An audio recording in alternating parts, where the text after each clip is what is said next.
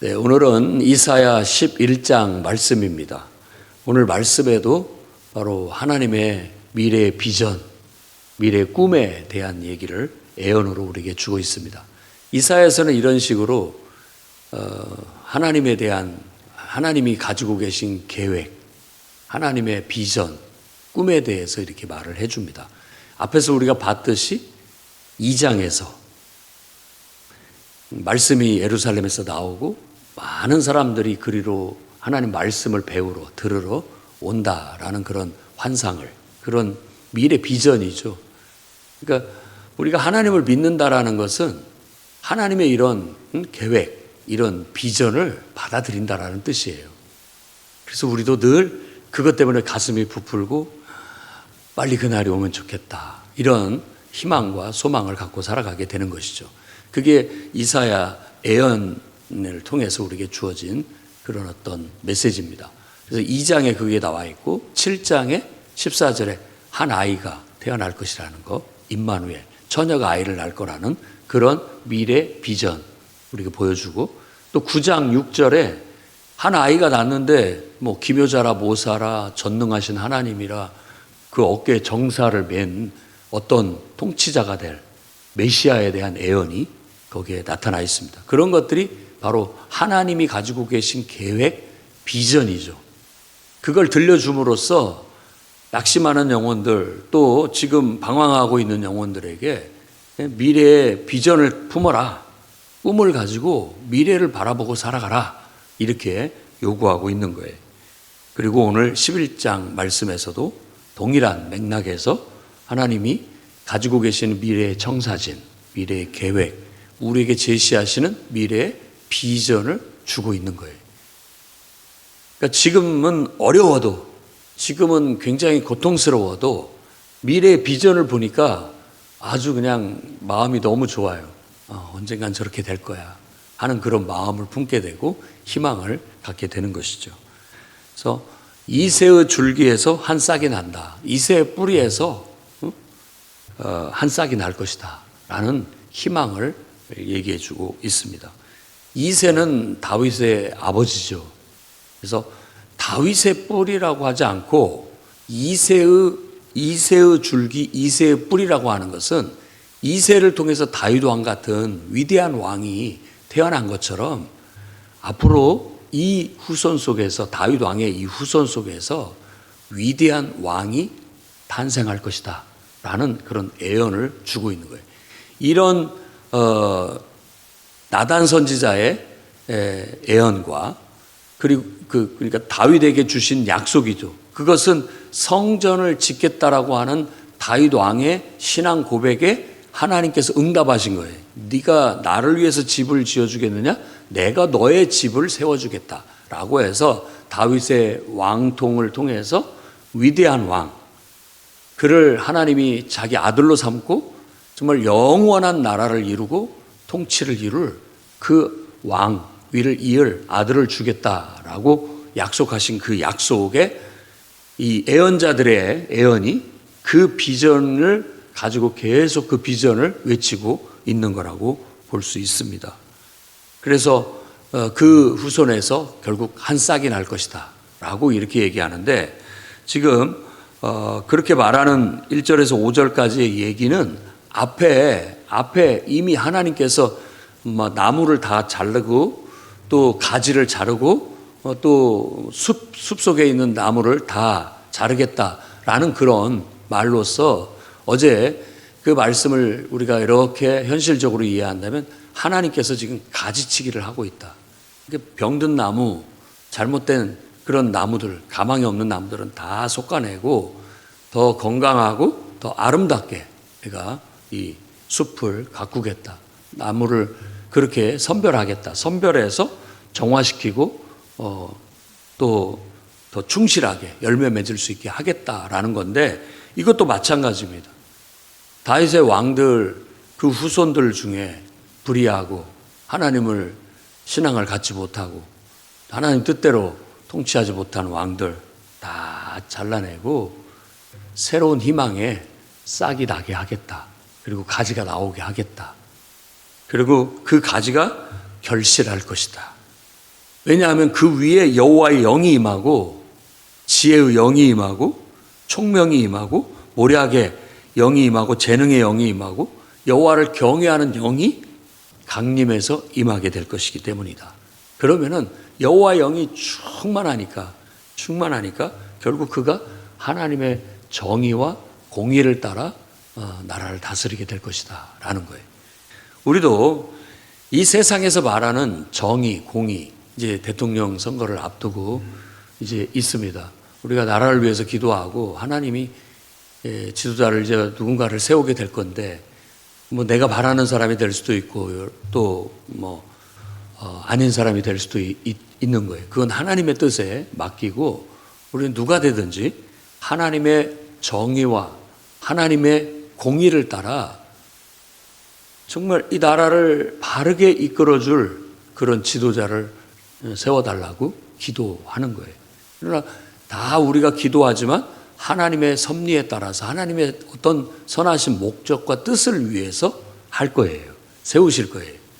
아수르 왕을 그런 사용하신 것도 다 그 시대에 하나님께서 필요했기에 또 그 시대에 하나님의 뜻과 하나님의 계획을 이루기 위해서 그를 사용했다라고 그렇게 얘기하는 거죠. 인간이 하나님의 그런 선하신 뜻에 맞춰 이렇게 하나님과 협조하면서 상의하면서 나가면 딱 좋지만 사람들이 하나님을 무시하고 멸시하고 제 욕심껏 제 멋대로 하기 때문에 온통 세상이 어지러운 것이다 라고 그렇게 말하고 있는 거예요. 그래서 이런 정말 참된 메시아, 진정한 왕, 참된 통치자가 세워지기를 우리는 기도해야 됩니다. 그분이 바로 이 예언대로 다윗의 후손으로 이 땅의 성육신에서 태어나신 하나님의 아들 바로 예수 그리스도라는 걸 우린 너무나도 잘 알고 있죠.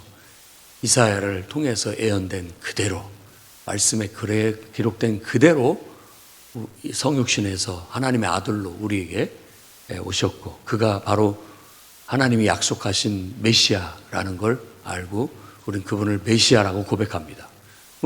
우리가 언제 그분을 메시아라고 고백합니까?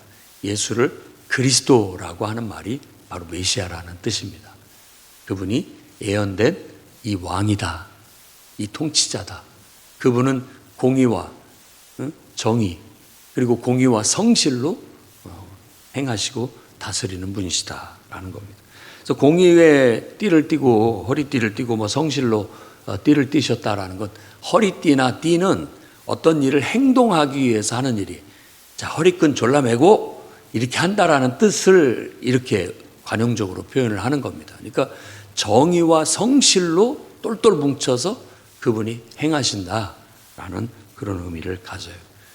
그러니까 이런 어떤 메시아에 대한 본받은 그분을 닮은 지도자가 세워지기를 우리는 기도해야 될 것입니다. 그래야 우리가 좀 더 자유롭고 또 평화로운 안정된 나라에서 각자 꿈을 꾸고 꿈을 이루고 그런 복된 삶을 살 수 있고 또 자유롭게 우리는 하나님을 예배하고 자유롭게 기도하고 또 자유롭게 복음을 전할 수 있는 그런 나라, 그런 풍토가 되기를 바라고 있는 거예요. 그래서 여러분들이 지도자를 위해서 나라를 위해서 계속 기도해 주시기를 바랍니다. 그다음에 6절에서 9절 말씀에는 이제 그분이 메시아가 다스리는 나라가 어떤 나라가 될 거냐면 평화가 도래할 것이다라는 것을 여러 가지 묘사로 우리에게 말해주고 있어요. 이리가 어린 양, 표범과 어린 염소, 송아지와 어린 사자, 그리고 인간의 어린 아이가 함께 어울려 놀 것이다 라고 그렇게 얘기해요. 이 말은 딱 봐도 우리가 에덴 동산 같은 평화로움, 에덴 동산 같은 그런 순수함 이런 게 느껴지죠. 그래서 그런 날이 오게 될 것이다. 언젠가 때가 되면 암소와 곰 새끼가 어울려서 함께 놀고 사자가 풀을 뜯어먹고 또 젖 먹는 아이가 독사굴에 손을 넣고 같이 장난을 쳐도 울지 않는 그런 그야말로 평화로운 그리고 순수한 그런 세계가 펼쳐지게 될 것이다 라는 거예요. 이런 게 환상이고 미래 비전이에요. 꿈. 대기업들이 뭐 이렇게 광고를 통해서 자기 기업의 이미지를 할 때 우리는 뭐 이렇게 자연을 그리고 또 사람들의 행복을 이렇게 추구한다. 돈만 버는 게 아니라 그런 걸 추구한다라는 그 비전을 제시하듯이 성경에서 하나님이 우리에게 제시하시는 비전이 뭐냐? 바로 이런 거예요. 이 세상에 전쟁이 그치고 악이 다 걷어지고 저주가 다 사라지고 우리에게 정말로 진정으로 하나님이 통치하시는 평화의 나라, 의의 나라, 영생의 나라 오게 될 것이다. 더 이상 갈등할 일도, 더 이상 애통할 일도, 눈물 흘릴 일도, 더 이상 병들어 고통받는 일도, 죽음도 없는 그야말로 우리에게 이상적인 그런 순수하고 또 정의롭고 평화로운 그런 세상을 하나님께서 우리에게 주실 것이다. 이루실 것이다. 라는 비전을 주고 있는 거예요. 그래서 성육신 안에서 예수 그리스도가 탄생했을 때, 야, 이 일이 이제 비로소 시작되었구나. 라고 보는 거예요. 그래서 예수 그리스도의 탄생은 이 비전의 시작이에요. 성취의 시작. 그래서 하나님 나라가 시작됐다라고 말하는 겁니다. 왜냐하면 그 아이의 탄생이 바로 이와 같은 하나님이 약속하신 그런 환상, 이 비전이 성취되기 시작하는 거예요. 그래서 이게 마치 가나안 땅을 점령해 가듯이 예수 그리스도를 믿는 사람들이 하나씩 늘어나고 또 모든 사람들이 변화돼서 주께로 돌아오게 되는 그런 역사를 통해서 결국 하나님 나라가 확장되어지고 하나님 나라가 실현되게 될 것이고 그때에 부활하시고 승천하신 이 메시아, 만왕의 왕이요 만주의 주가 되신 그분이 정말 호령과 천사장의 나팔 소리 가운데 강림하시게 돼서 세상의 인간의 정부는 끝이 나고 정말 하나님이 직접 통치하시는 진정한 하나님 나라가 도래하게 될 것이다 라는 거예요.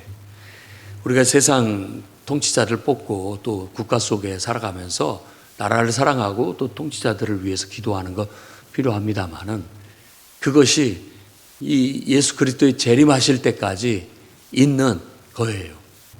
그리고 세상의 통치자들은 다 이 하나님의 정의와 공의, 예수 그리스도의 이 메시아된 그 왕의 본을 본받아 가기를 우리가 기도해야 되겠지만 그렇게 완벽한 사람은 없습니다. 우리 세상의 정부나 세상의 통치는 한계가 있어요.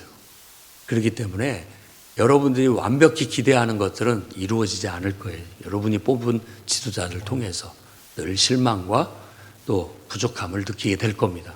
그럼에도 우리는 늘 실망하면서도 그래도 정의롭고 그래도 평화와 안정을 가져다 줄 그래도 우리 모두가 다 건강하게 복되게 살 수 있도록 이끌어 줄 만한 그런 능력 있는 지도자가 서기를 늘 바라고 기도하고 희망을 삼고 가야 되겠죠. 우리가 바라는 세상은 우리의 왕이신 예수 그리스도를 통해서 이루어집니다. 그걸 잊어서는 안 돼요. 그러니까 너무 세상 통치자들을 믿지도 말고 너무 그것 때문에 실망하지 말라는 뜻이에요. 그들은 다 부족합니다. 그리고 이 세상의 이 복잡한 이런 모든 이해관계 속에서 본인들도 자기들이 하고 싶은 것을 다 이루어내지 못하는 그런 구조 속에 있기 때문에 한계를 인정할 수밖에 없어요. 그나마도 잘해주기를 바라야 됩니다. 그리고 우리가 기대하는 것, 주여 빨리 오셔서 약속하신 이 나라 우리에게 주십시오. 그날이 빨리 오기를 기대하고 바랍니다. 주님이 우리에게 이 보여주신 이 비전, 우리가 그걸 마음에 품고 그 비전이 이루어지기를 손꼽아 기다립니다. 라는 그런 마음으로 살아가게 되는 것이죠.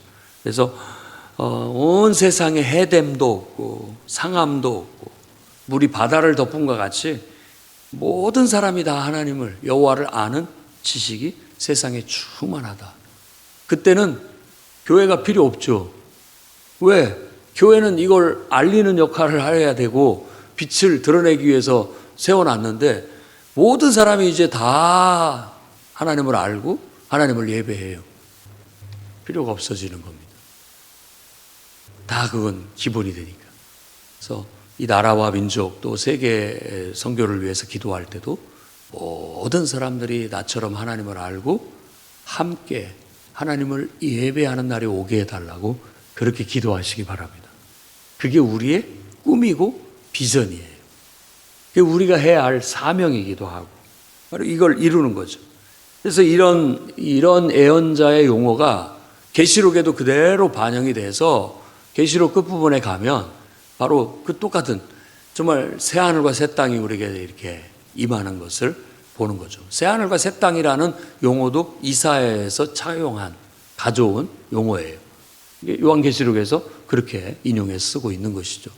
그리고 이 상함도 없고 해됨도 없다라는 이런 것들을 거기에서는 더 이상 애통하는 일이나 병드는 일이나 고통받는 일이 없다. 거기는 악한 사람이 없다라고 그렇게 얘기하는데 그 비전이 성취됐다라는 걸 보여주고 있는 거예요. 이런 예언자의 제시한 하나님의 약속의 말씀이 그렇게 이루어졌다라는 거예요. 우리가 하나님 말씀을 배우고 하나님 말씀을 따르고 그 말씀을 품고 산다라는 건 이렇게 하나님이 우리에게 주신 약속, 그 약속은 하나님이 우리에게 제시하시는 미래의 비전이에요. 그 비전을 우리가 받아들이고 믿고 살아가는 것이죠. 그게 어찌 보면 우리가 하나님을 믿고 하나님 말씀대로 살아간다라는 궁극적인 실제적인 뜻이라고 할 수 있겠습니다. 그 다음에 10절에서부터 이제 16절까지 얘기하고 있는 건 뭐냐면 이렇게 이새의 뿌리에서 한 싹이 나서 그가 메시아, 왕으로 세움을 입게 될 때는 그가 만민의 기치가 될 것이다 라고 그렇게 얘기하고 열방이 그에게로 돌아오게 될 것이다 라고 얘기해서 단지 그 메시아는 이스라엘이라고는 한 민족의 왕만이 아니라는 거예요. 유대인들은 그 사고방식에서 끝끝내 못 벗어나는 것 같은 느낌을 갖고 있습니다. 근데 일부는 그걸 깨뜨리고 받아들이게 됐죠. 그러니까 자기들만의 왕으로 생각해요. 그런데 이미 이사야서나 에레미야나 선지자들이 얘기하고 있는 하나님이 미래에 제시하시는 그 비전 속에는 이 다윗의 뿌리에서 다윗의 줄기에서 나온 그 한 싹, 한 가지, 그 아이, 그 메시아, 그 왕은 만민의 기치가 될 거예요. 기치라는 말은 깃발이라는 뜻입니다. 깃발로 서게 될 거라는 거예요. 그 깃발이라는 건 우리가 여행 가면은 뭐 가이드가 이렇게 깃발 들고 다니면 다 그 깃발 보고 모이잖아요. 그런 거나 마찬가지예요. 온 세상의 중심이 될 것이다. 그래서 예수 그리스도의 탄생으로 AD와 BC가 나뉘게 되고 지금도 우리가 AD라는 이런 서양력을 쓰고 있는 것은 예수 그리스도가 왕이라는 그것이 바탕에 깔려 있는 그러니까 예수 그리스도가 왕으로 통치한 지 2025년이 됐다라는 뜻이에요. 다 그렇게 쓰고 있는 것이죠. 바로 그분이 만민의 깃발이 될 것이고 열방이 그에게로 다 돌아올 것이다. 모여들 것이다 라는 거예요. 그래서 그 거한 곳이 영화로울 것이다. 영화로운 왕으로서. 그래서 열방, 온 세상 모든 사람의 모든 열방의 나라의 왕으로. 그래서 만왕의 왕, 만주의 주. 요한계시록에서는 그렇게 그가 서게 될 것이라는 걸 얘기하고 있는 거예요. 그렇게 성취되는 것이죠. 그리고 이제 지금 여기에서 이스라엘 민족 속에서도 남은 자, 남아있는 자, 다 흩어진 자들을 사방에서 끌어모으실 것이다 라고 얘기하고 있어요. 그래서 사도들은 이 말씀을 이해하고 적용할 때 이젠 예수 그리스도 메시아가 오셨으니까 모든 사람들에게 복음을 전해서 모든 사람들을 주께로 돌아오게 하자라는 선교적 관점에서 이걸 이해하고 해석하고 자기들이 적용하고 실천했습니다. 우리도 마찬가지죠. 모든 사람에게 가서 여러분들도 하나님의 이 계획, 이 구원 계획, 미래의 비전의 이 청사진을 가서 설명해 주십시오. 그리고 너도 이 비전을 함께 품고 그것을 그런 날이 올 때, 이런 어떤 날이 올 때 함께 동참하자. 그래서 우리의 왕으로 성육신하셔서 온 세상을 통치하실 왕으로 하나님께서 우리에게 주신 분이 바로 예수 그리스도다. 그분을 믿으라. 그분을 믿으라라는 것은 그분을 너의 구주로 받아들이고 그분의 통치 아래 살아가자. 그러면 그분이 우리에게 이 비전을 이루어 주실 날이 올 것이다. 그래서 그 소망을 품고 영생에 대한 비전을 갖고 하나님 나라의 비전을 갖고 꿈을 갖고 하루하루 살아가도록 하자라는 그런 권면을 드리게 된다면 오늘 말씀처럼 열방이 다 우리 주 예수 그리스도께 돌아오게 될 거예요. 그걸 우리는 세계 선교라고 하고 그렇게 함으로써 우리가 하나님 나라를 확장하는 거고 그렇게 해서 그 하나님 나라를 빨리 돌에 오도록 만드는 그런 일에 동참하는 거예요. 그런 일을 사역이라고 합니다. 또 주의 일이라고도 하고 그래서 그런 일을 효과적으로 하기 위한 지역 센터로 교회가 있는 거예요. 한 지점처럼. 그래서 교회는 반드시 그 메시지를 전한다라는 의미에서 세상의 등대, 빛의 역할을 해야 되는 거예요. 우리는 하나님을 알리고 하나님이 우리에게 주신 미래 비전에 대해서 세상에 알리는 역할을 하는 거예요. 그게 복음을 전하는 것이죠. 하나님의 미래의 청사진, 계획에 대해서 사람한테 알려주는 거예요. 그리고 너희들 방황하지 말고 인생이 뭐냐고 자꾸 한탄하고 절망하지 말고 이 하나님이 가지고 계신 이 계획을 믿고 그 계획 속으로 들어와라. 하나님의 미래의 이 비전 속에 너희들도 들어와서 함께 동참하자. 그 말이 천국 가자는 말로 요약될 수가 있는 것이죠. 우리 하나님 믿고 다 천국 가자. 이런 말로 요약을 할 수 있는 겁니다. 그래서 오늘 이 말씀을 여러분 가슴에 품고 좀 힘들고 고통스럽지만 현실을 이겨내시기 바랍니다. 이 꿈이 있기 때문에 우리는 이 비전이 있기 때문에 삽니다. 이 비전을 외치고 깃발처럼 들고 이걸 흔들면서 나는 이 비전을 가지고 살아가고 있다 말하고 사람들한테 이 비전을 자랑스럽게 하나님의 이 미래의 계획을 자랑스럽게 얘기하고 너희도 함께 하자. 같이 이 비전을 품고 함께 살자. 그리고 이것에 동참하자. 이렇게 권면하는 게 전도라고 할 수 있는데 그걸 실천해 나가시기를 주의 이름으로 축원합니다. 기도하겠습니다. 거룩하신 주님, 우리에게 성령을 충만하게 하셔서 하나님을 알게 하시고 하나님의 그 원대한 꿈과 계획을 깨닫게 하시고 우리에게 약속의 말씀으로 주신 그 미래의 비전을 가슴에 품고 오늘 또 기쁨으로 그날이 속히 오기를 바라며 손꼽아 기다리며 하루를 살아가게 하옵소서. 흔들림이 없게 하시고 절망도 낙심도 없게 하시고 끝까지 이 희망을 가지고 살다 영원한 하나님 나라에서 눈뜨게 하시고 그 나라에 동참하는 축복을 누리게 해 주시옵소서. 예수님 이름으로 기도드립니다.